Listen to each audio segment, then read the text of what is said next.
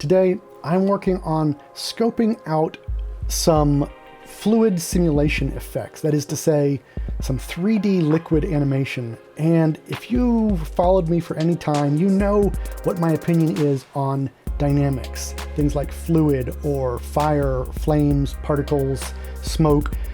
All of these things in the 3D realm, they look so cool. The things you can, it look just absolutely gorgeous right out of the box. But as soon as you start to art direct them, when you want them to do something specific, that's when your effort just goes through the roof.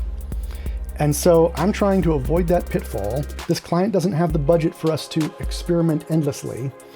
And so I'm trying to figure out how can we get a great looking fluid result that we can perhaps reuse or repurpose, recycle on different objects, really leverage a little bit of dynamics work to go a lot further. And so we can avoid the pitfall of endless tweaking and resimulation. That's what I'm working on today. I hope that you are creating something beautiful with your day.